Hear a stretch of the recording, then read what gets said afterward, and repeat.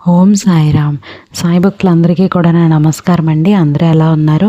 ఆ సాయినాథుని కృపా కటాక్షాలు మనందరిపైన ఉండాలని మనస్ఫూర్తిగా కోరుకుంటున్నాను. అందరికీ కూడాను గురు పౌర్ణమి శుభాకాంక్షలు. ఈ పవిత్ర పాదాలను తాకండి.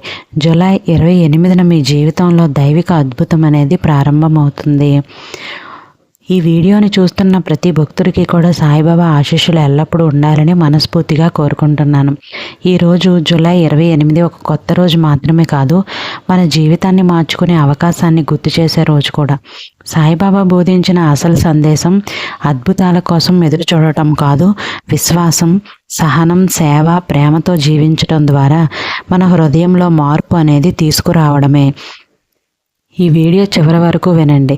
మనం సాయిబాబా జీవితం నుండి ఒక స్ఫూర్తిదాయకమైన సంఘటనను, దానిని అర్థాన్ని మరియు మన జీవితంలో ఎలా అమలు చేసుకోవాలో తెలుసుకుందాం. బాబా గారి పవిత్ర పాదాల అర్థం ఏంటో చూద్దామండి.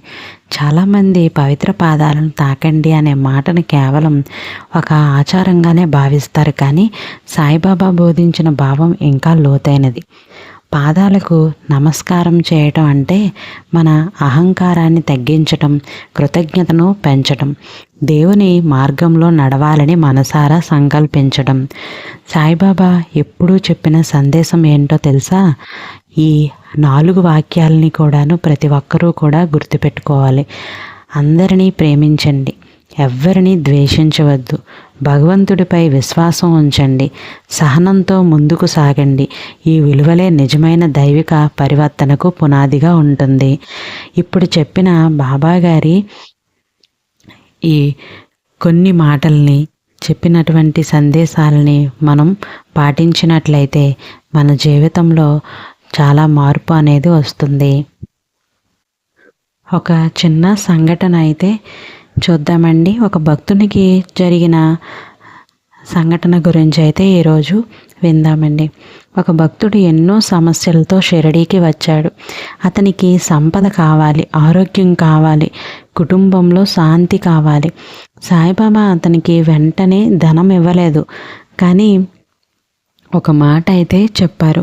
ముందు నీ హృదయాన్ని మార్చుకో. ఆ భక్తుడు కోపాన్ని తగ్గించాడు, ఇతరులకు సహాయం చేయటం ప్రారంభించాడు. ప్రతిరోజు ప్రార్థనతో పాటు మంచి పనులు చేశాడు.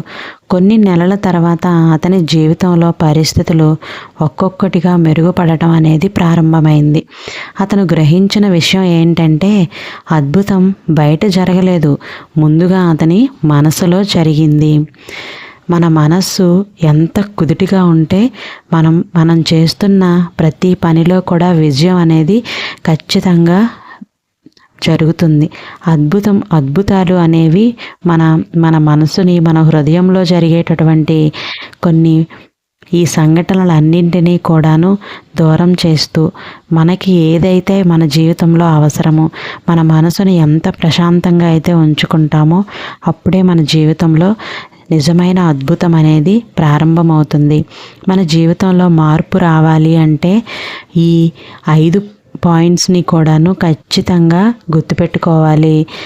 మన జీవితంలో వచ్చే మార్పులు ఏంటంటే, క్షమించడం అనేది నేర్చుకోవాలి. క్షమించగలిగే హృదయం అనేది నీకున్నట్లయితే ఖచ్చితంగా నువ్వు నీ జీవితంలో అదే ఒక అద్భుతమని చెప్పుకోవచ్చు. నిజాయితీగా జీవించాలి. నిరాశలో కూడా ఆశను వదలకూడదు. అవసరంలో ఉన్నవారికి సహాయం చేయాలి. ప్రతిరోజు కొన్ని నిమిషాలు ప్రశాంతంగా ప్రార్థన చేయటం నేర్చుకోవాలి. సాయిబాబా బోధనలు భక్తిని మాత్రమే కాదు, మంచి మనిషిగా మార్చడానికి కూడా ప్రోత్సహిస్తాయి. ప్రతి ఒక్కరూ కూడాను సాయి సచ్చరిత్రలో కానీ, బాబా గారి బోధనలు కానీ ప్రతిరోజు కూడా వినటం వల్ల మీ జీవితంలో చాలా మార్పు అనేది వస్తుంది.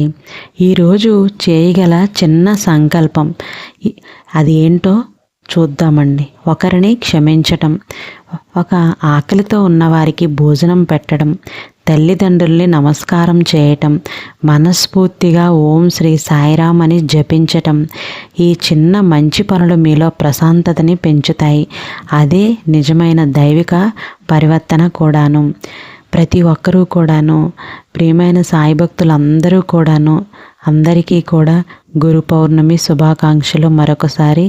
ఈరోజు మీరు సాయిబాబా పవిత్ర పాదాలను భక్తితో నమస్కరిస్తే ఆ భక్తి మీలో ప్రేమ, సహనం, ధైర్యం, సేవాభావాన్ని పెంచాలని ప్రార్థించండి. గుర్తుంచుకోండి, అద్భుతం అనేది కేవలం ఒక్కసారిగా జరిగే సంఘటన కాదు.